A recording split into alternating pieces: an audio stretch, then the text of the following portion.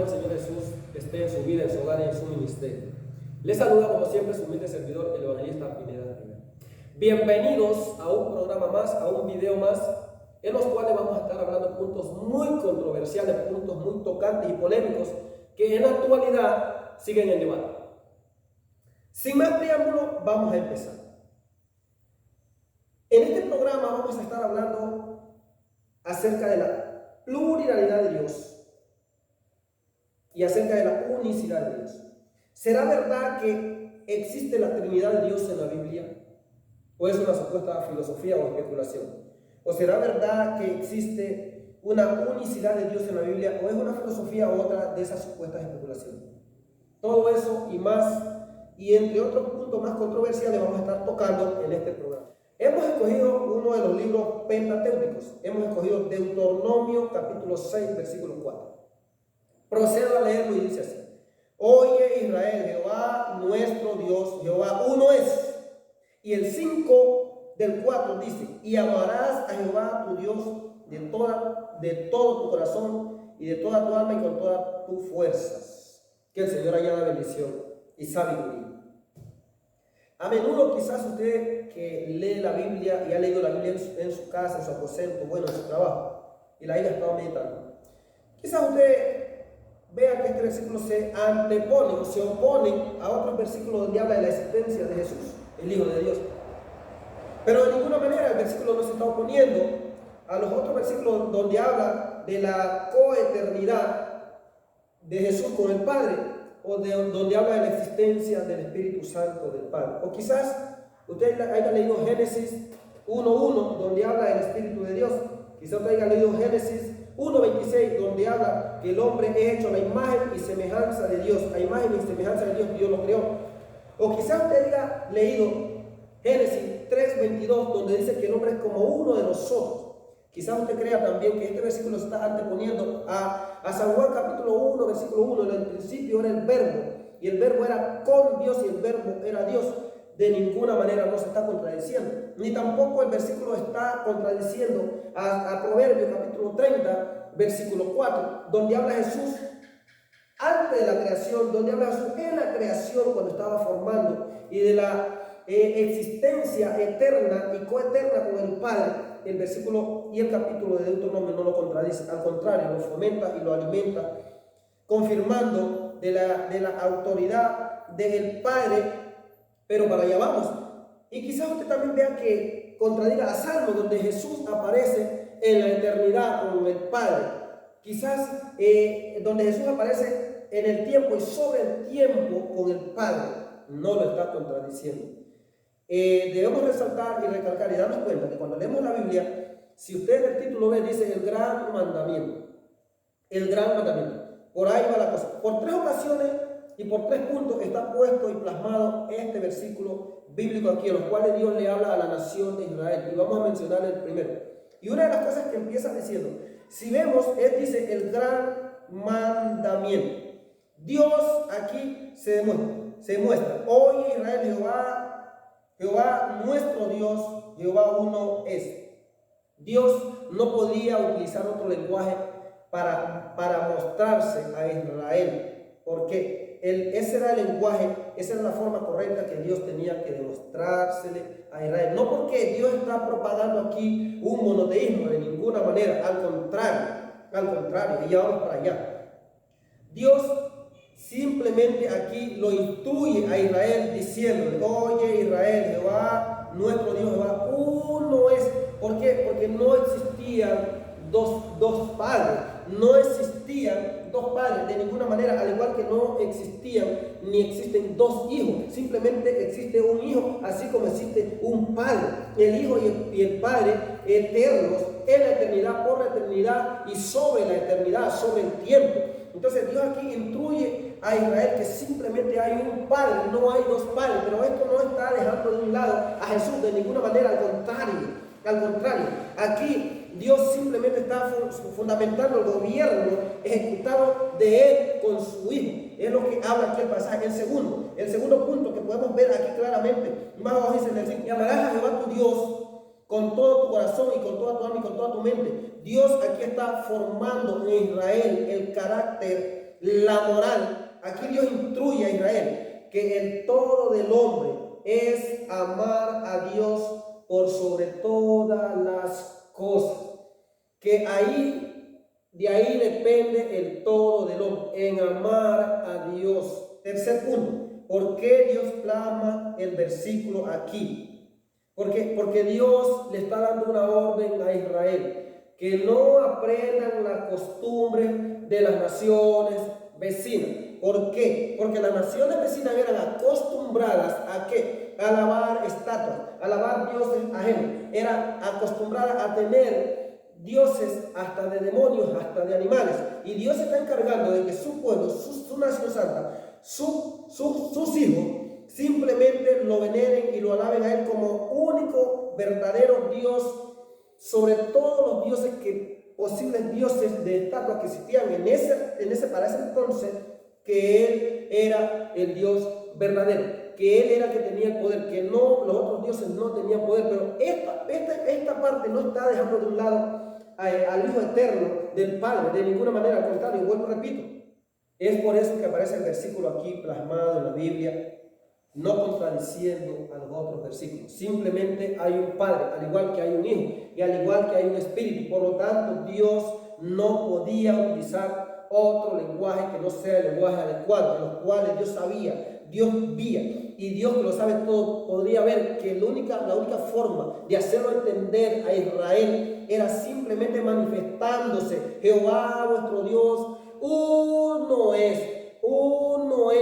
Porque el pueblo de Israel era idólatra, el pueblo de Israel era totalmente imaginario, y no iban lejos para hacer imaginación de otras cosas. Si usted regresa para atrás a Éxodo, donde dice: no tendrás dioses ajenos delante de mí. De hecho, el contexto de Éxodo 20, donde Dios da los 10 mandamientos, es Deuteronomio 6:4.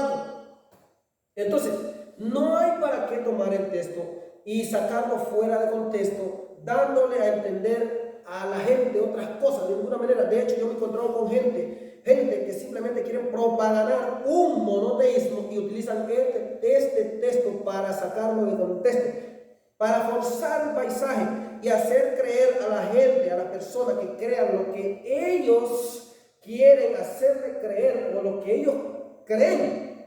Pero de ninguna manera este versículo está contradiciendo a Génesis 1:1, a Génesis 1:26, Génesis 3:22, de ninguna manera, a San Juan 1:1, donde habla el verbo, de ninguna manera, a Proverbios 30:34. No está contradiciendo a San Juan capítulo 17, versículo 5, de ninguna manera, a San Juan capítulo 8, versículo 16, no lo está haciendo. A San Juan capítulo 14, versículo 23, no está contradiciendo, está fundamentando el gobierno ejecutado por el Padre dado al Hijo. Es lo que está alimentando Dios. Si Dios hubiera utilizado otro método, otro lenguaje, se hubiera manifestado a Israel de una manera plural, en este caso, imagínense qué iba a pensar el pueblo de Israel. Y con esto quiero decir que ellos que no sabían, el pueblo de Israel sabía que Dios, Jehová el Padre, tenía un hijo. Por lo tanto, el hijo era sujeto al Padre. Quiero que vaya conmigo al libro de Daniel, capítulo 7, versículo 9, para seguir en coordinación con Deuteronomio 6:4. Daniel, capítulo 7, versículo 9, dice así: estuve mirando hasta que fueron puestos tronos, y se sentó un anciano de días, cuyo vestido era blanco como la nieve, y el pelo de su cabeza como lana limpia. Su trono llama de fuego, y las ruedas del mismo fuego ardiente.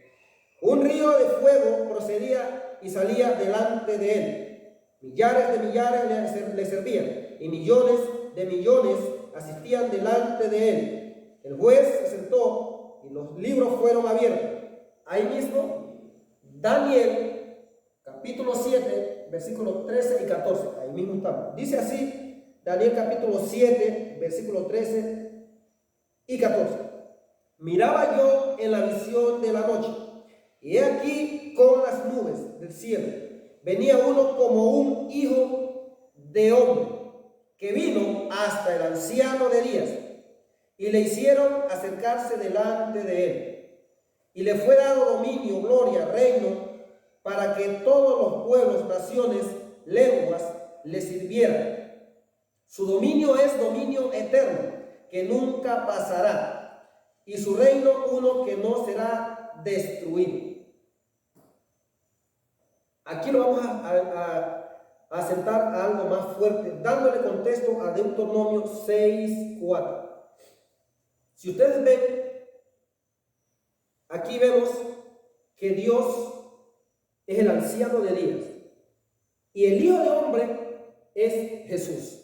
Si podemos ver, Dios utiliza métodos, Dios utiliza lenguajes, Dios utiliza formas de que solo Él en su soberanía puede dar y darse cuenta de que esa es la forma, esa es la manera de que el hombre puede entender. Al pueblo de Israel se le presentó Jehová vuestro Dios, Jehová uno es, no dejando a un lado a la coexistencia, a la coeternidad de Jesús con Él, ni tampoco queriendo decir que Él es el mismo Jesús de ninguna manera, porque si bien si desde Génesis podemos ver que Dios empieza hablando en orden, empieza demostrando su espíritu, y el contexto de Génesis 1:1 nos vamos a San Juan 1:1. Dios empieza siempre demostrando que Él nunca estuvo solo, que siempre estuvo con su verbo al lado de Él. ¿Y cuál es su verbo? Jesús. Aquí lo confirma. El Hijo del Hombre es Jesús. ¿Por qué? Porque si bien sí, de una u otra manera, Dios no podía utilizar otro método que no sea este. Si podemos ver en Apocalipsis, Jesús, Dios mismo lo presenta como un cordero. Son formas, son lenguajes, son métodos que Dios utiliza para mostrarse, para darse a conocer, pero no queriendo decir que Jesús es el mismo Jehová, que Él es el mismo Jesús, de ninguna manera lo resalta, lo distingue.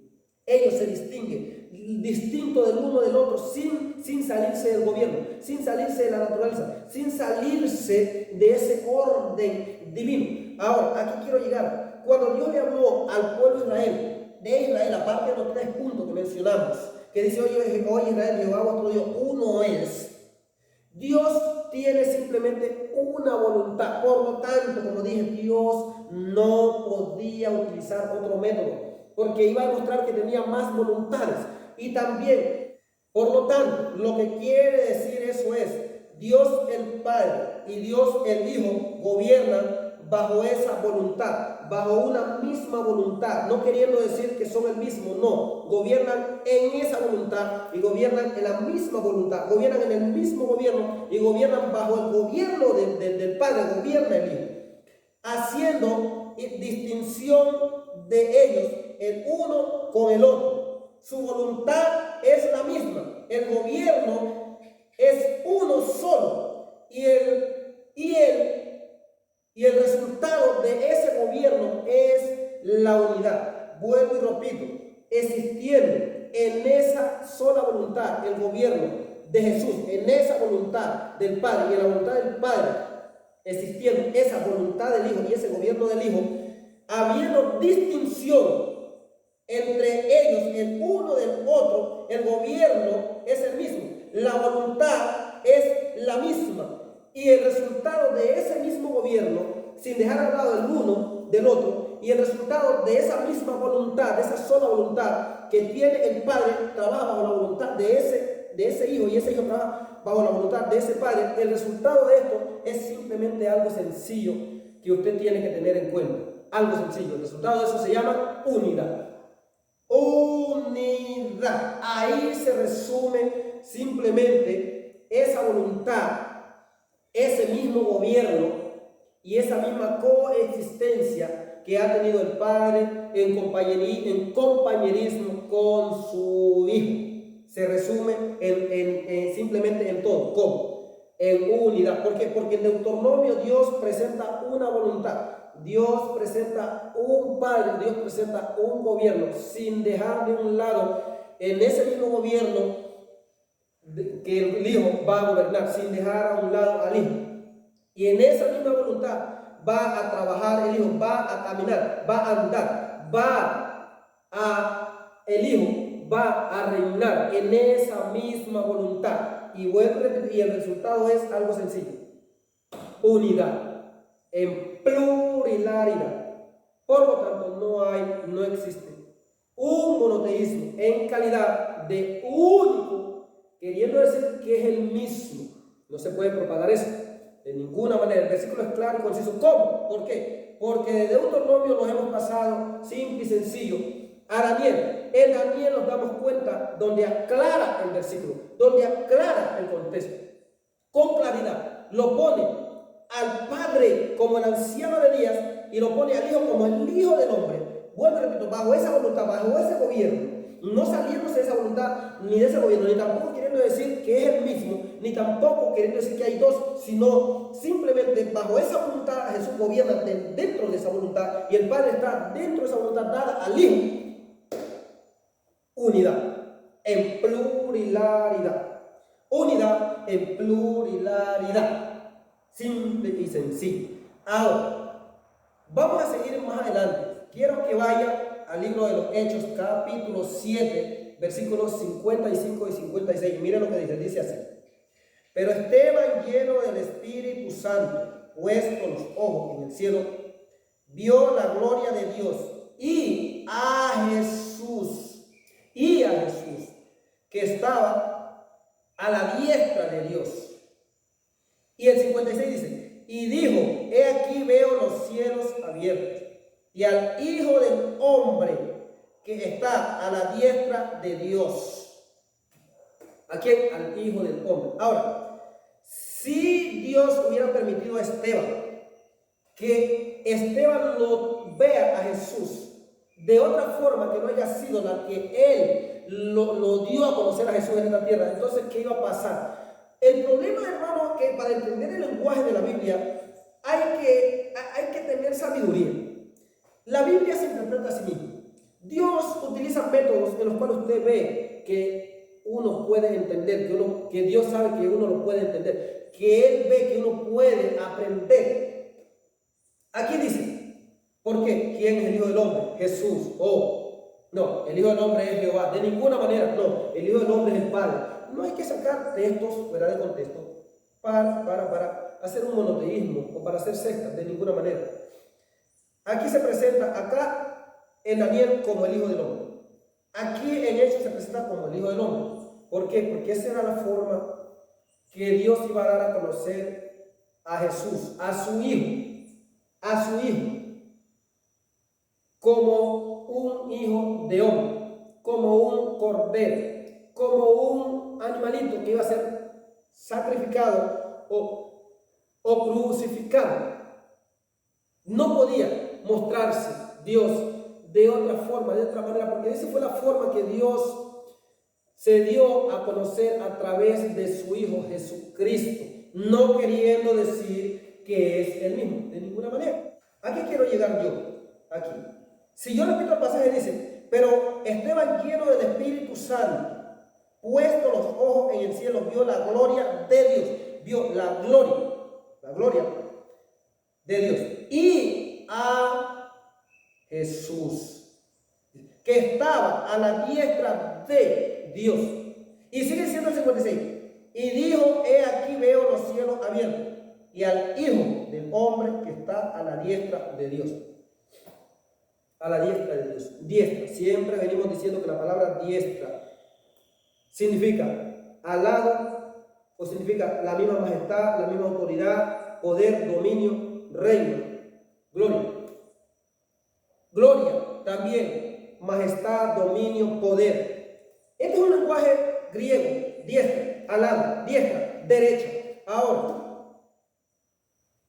Hechos, capítulo 7, versículo 55. ¿O es que no se puede entender algo más claro de lo que está hablando allí? ¿Por qué Esteban dice, veo la gloria de Dios? Y dice, y a Jesús. Porque Esteban, según la ley, según la enseñanza, nadie podía ver a Dios, ningún hombre, y viva. Era ya algo que estaba escrito, que nadie podía ver el rostro de Dios. Por eso Dios lo manda a su Hijo a su Hijo. Por lo tanto, Dios le demuestra simplemente lo que le hizo ver a Moisés, su gloria, su gloria. Pero a Jesús sí permite que lo vea, testificando, confirmando que siempre Jesús ha estado, ha existido, y que Jesús es Dios porque es Hijo de Dios.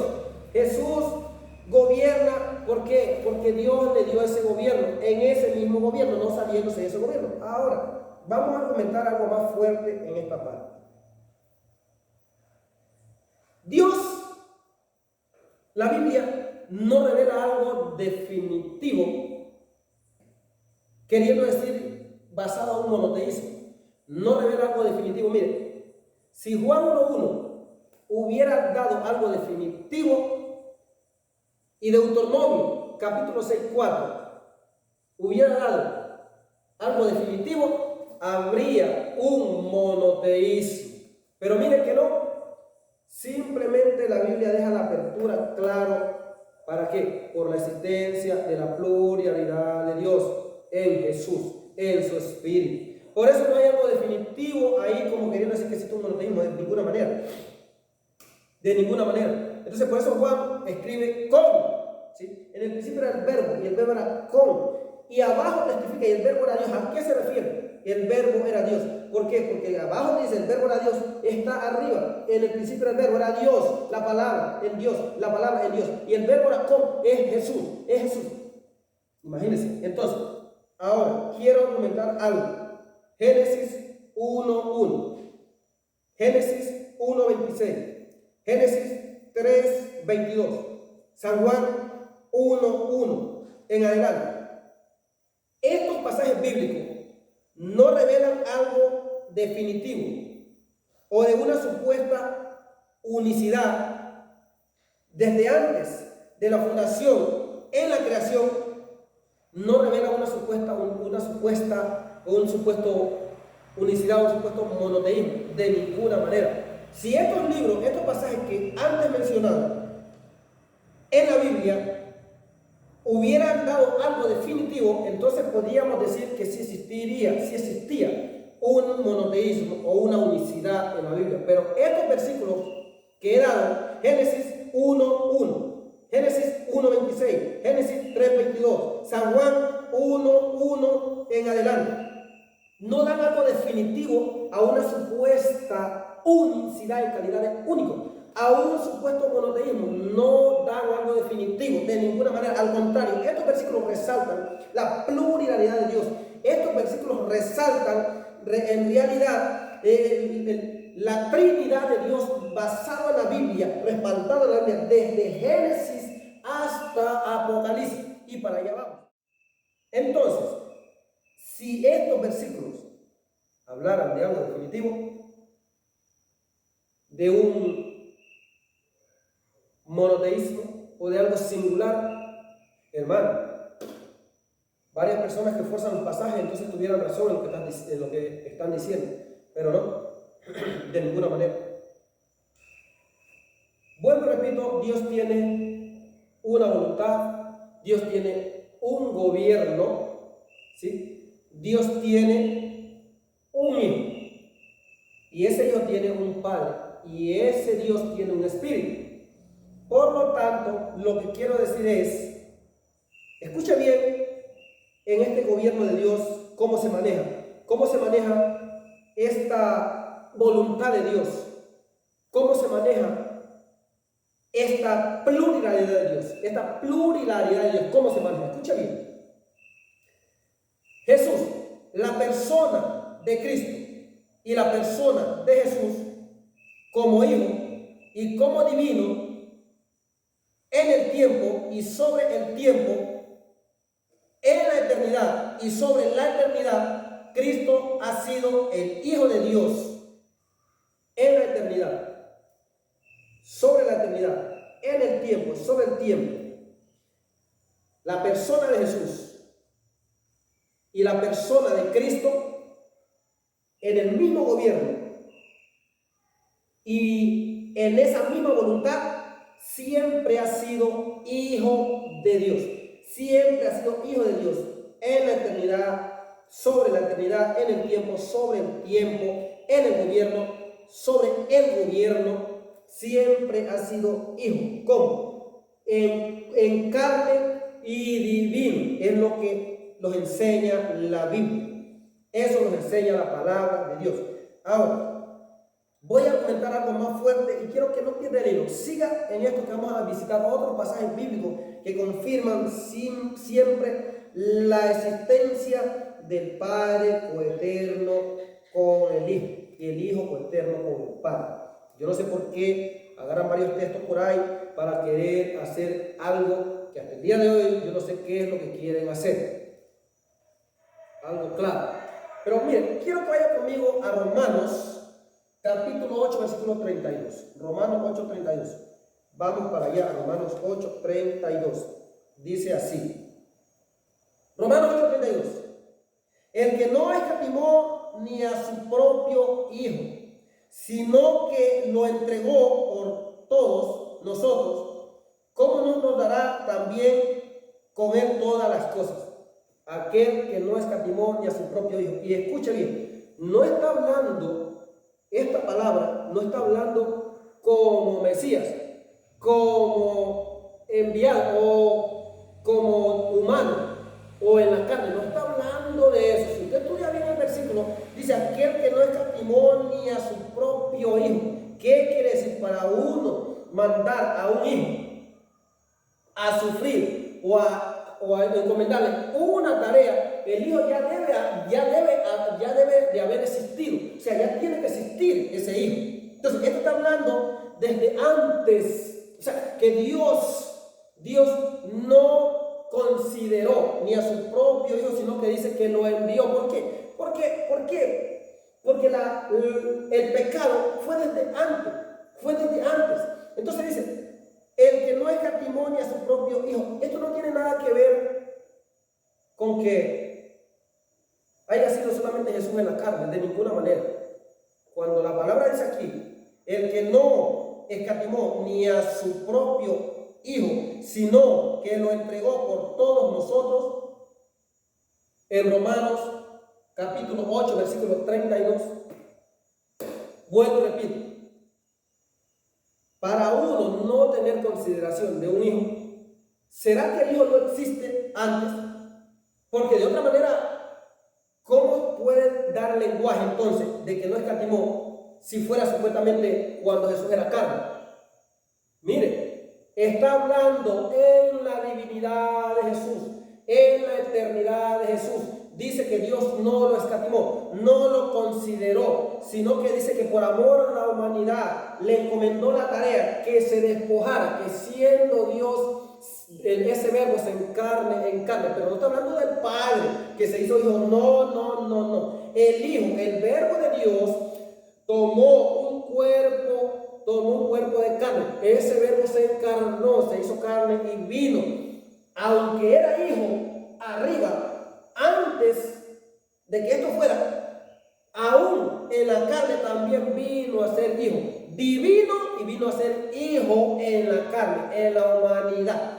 Es claro el versículo. Yo no sé por qué quieren algunos torcer el versículo por ahí, pero la Biblia es clara y se interpreta así mismo. Miren, yo voy a comentar algo y siempre yo les digo que esto tiene que ser con la palabra de Dios. Entonces, algo claro ahí que no entiendo por qué algunos por ahí quieren confundir y hacer creer lo que ellos quieren hacer creer o lo que ellos entienden, forzando el pasaje bíblico. Hebreos capítulo 6, versículo 18 dice así: para que por dos cosas inmutables, en las cuales es imposible que Dios mienta, tengamos un fortísimo consuelo, los que hemos acudido para asirnos de la esperanza puesta delante de nosotros. Para que por dos cosas inmutables es imposible que Dios mienta. ¿Será posible que si Dios testifica acerca de su hijo y dice que tiene un hijo, ustedes creen que Dios va a ser mentiroso para decir que ese hijo es el mismo. O sea, no. La Biblia dice que Dios no miente. Y Dios, vuelvo y repito, el origen de Dios, la naturaleza, atributo de Dios, ¿sí? Y la santidad de Dios es la verdad. Es la verdad. Dios no miente. Y Jesús tiene la naturaleza de Dios. Jesús tiene la divinidad de Dios. Jesús tiene el Espíritu de Dios. Por lo tanto, al tener la esencia de Dios, la imagen, la sustancia, por lo tanto significa que Jesús tampoco miente. ¿Por qué? Porque su Padre no miente. Ahora, Jesús también aparece diciendo que Él es hijo y no padre. Él es hijo y no padre. No tiene la necesidad de Jesús venir a jugar con la mente del hombre diciendo que Él era padre y que ahora el Padre se hizo hijo. O sea, no tiene de ninguna manera. O sea, Él no miente. Entonces, a las personas que utilizan este tipo de lenguaje diciendo que Dios el Padre se hizo supuestamente hijo, entonces ¿dónde dejan atrás los otros versículos donde dice que es imposible que Dios mienta? Que de Dios no sale mentira. Es imposible, es inmutablemente que Dios mienta. La palabra inmutable es una palabra que no varía, una palabra que no cambia. Eso significa inmutablemente. O sea, no hay una variación, no hay un cambio. Es una palabra veraz, es una palabra 100% confiable y segura. Y si salió de la boca de Dios, eso quiere decir que no va a cambiar, siempre va a ser la misma. ¿Qué dice Dios? Es imposible que Dios mienta. Si Dios dice que tiene un hijo, mi amado televidente, Dios no está mintiendo. Dios tiene un hijo. Y ese hijo se llama Jesús.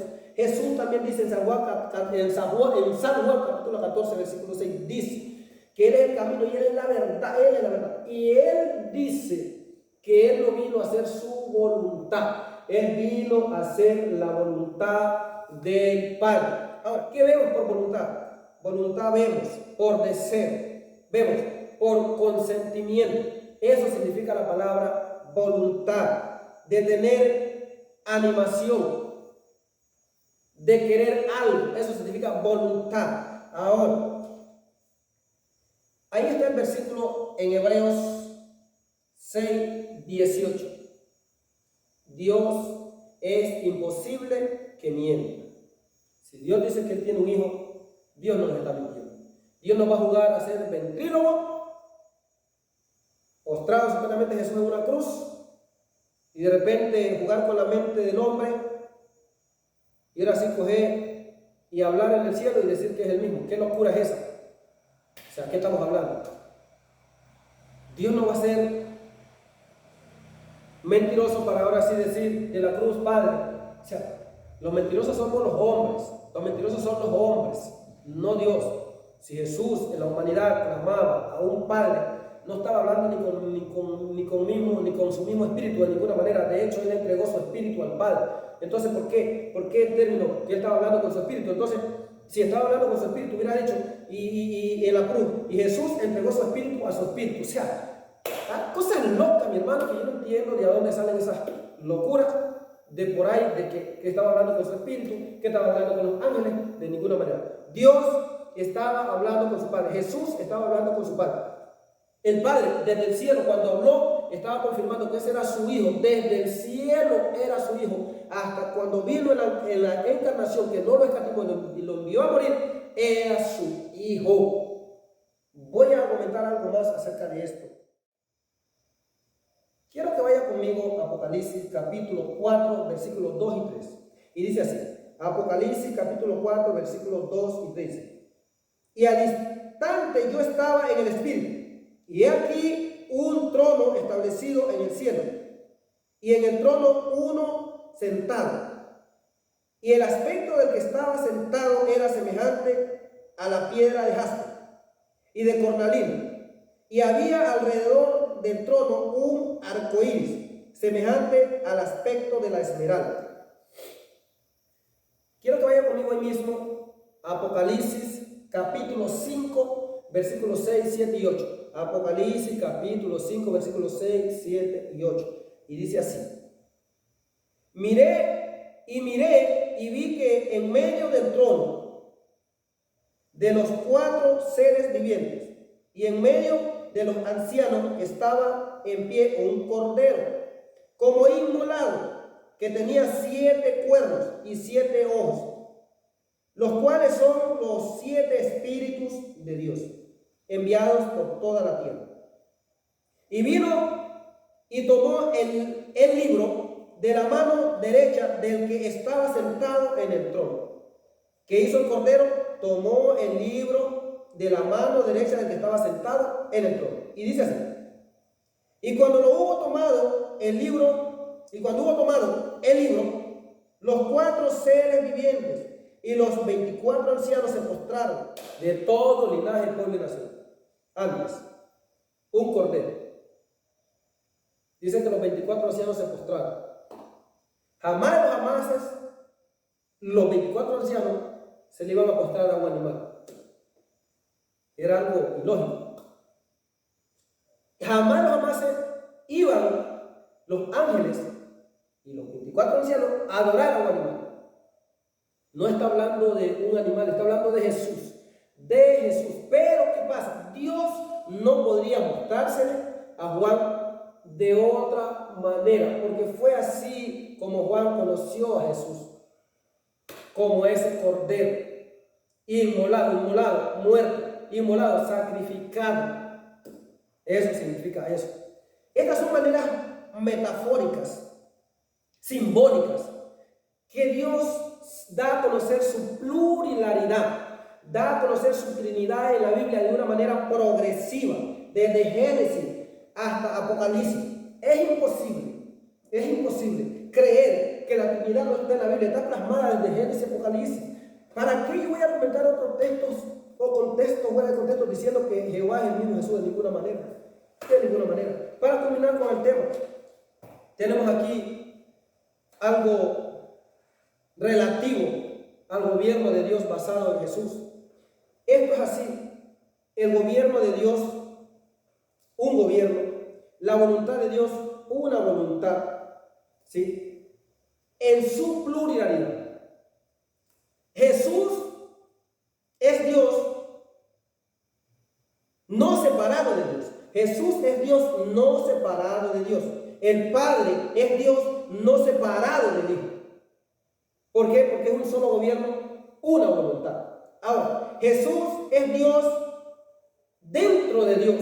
Dios gobierna dentro de Jesús, no separado, es un solo gobierno, es una sola voluntad. Jesús es Dios sin ser el Padre. Jesús es Dios sin ser el Padre. Dios es el Padre sin ser Jesús. ¿Por qué? Es una sola voluntad, es un solo gobierno. Ahora, Jesús es Dios en el gobierno de Dios el Padre. Y el Padre es Dios en el gobierno dado a su Hijo. ¿Por qué? Porque es una sola voluntad, es un solo gobierno. Algo claro que nosotros tenemos que resaltar en la Biblia, y esto sigue. Jesús es Dios por Dios, el Padre. Jesús es Dios por Dios, el Padre. Y el Padre es Dios en Jesús. Porque es una sola voluntad y es un solo gobierno, sin que estén divididos. Son distintos, se distinguen, pero tienen un solo gobierno y una sola voluntad. Por lo tanto, el Padre Dios Yahvé hizo Dios a Jesús, su Hijo. ¿Por qué? Porque Él es Dios, y al hacerlo Dios a Jesús, ¿por qué Jesús se hace Dios? Porque por lo tanto viene siendo hijo de Dios. Por lo tanto tiene que poseer la misma voluntad, la misma naturaleza, la misma esencia, la misma imagen, la misma sustancia. Por lo tanto, Jesús es Dios porque es hijo de Dios. Dios hizo Dios a Jesús, su Hijo. ¿Por qué? Porque Él es Dios, y por lo tanto, por la misma voluntad y por el mismo gobierno, por la misma naturaleza, Jesús es Dios no separado de Dios, siendo distintos.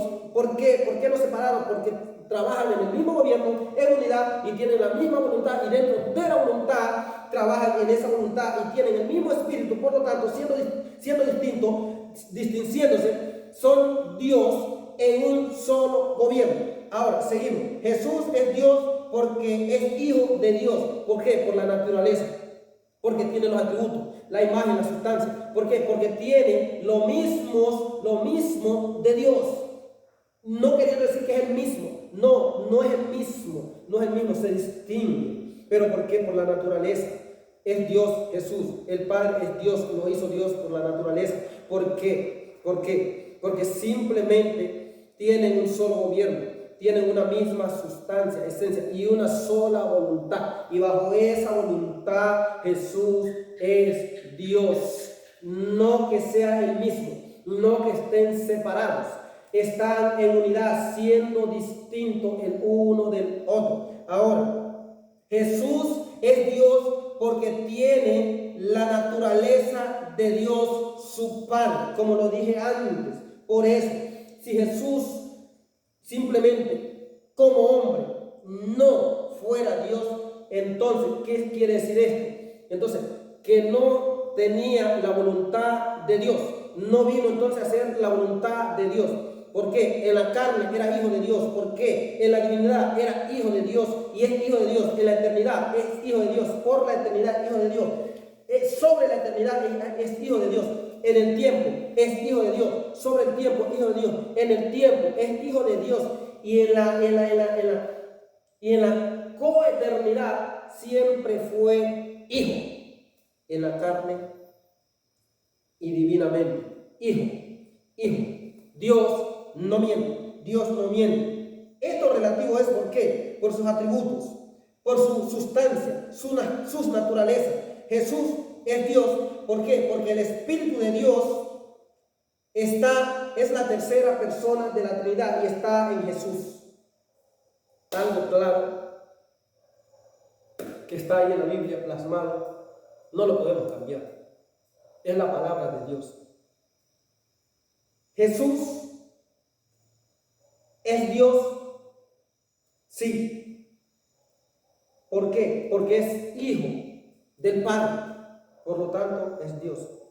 ¿Jesús tiene una voluntad? Sí. ¿Por qué tiene Jesús una voluntad? ¿Por qué? Porque es la misma voluntad del Padre. Trabaja en esa coordinación. Trabaja en esa voluntad.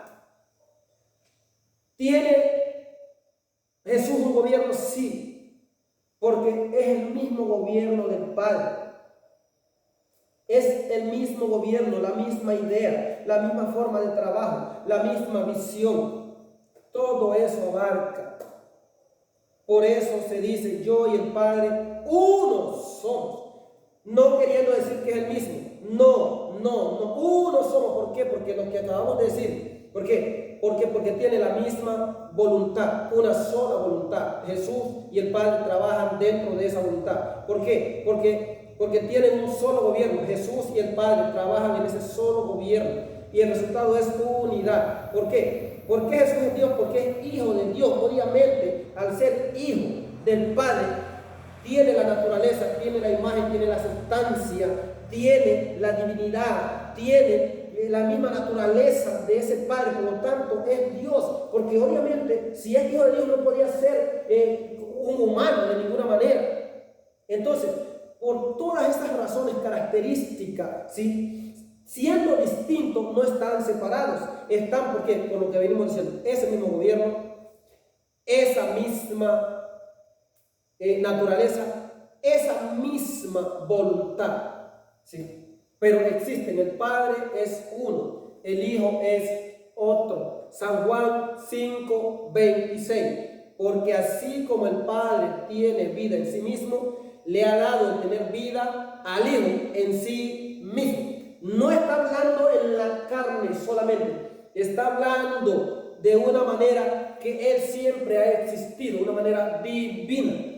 Y el contexto de San Juan 5:26 es simplemente San Juan capítulo 8 versículo 16 y San Juan capítulo 17 versículo 5, donde dice: ahora pues Padre, glorifícame con aquella gloria que tuve contigo antes que el mundo fuese. San Juan capítulo 17 versículo 5, ¿sí? Y también en San Juan 8:16 dice: porque no soy yo solo, soy yo el que me dio el Padre. En otra vez dice: Padre, yo salí de ti, estoy parado. Padre, tú me hiciste, Padre, tú me formaste. Y ahora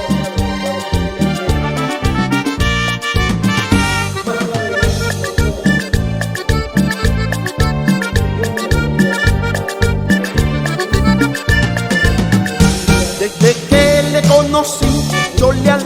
alabo a mi Señor desde que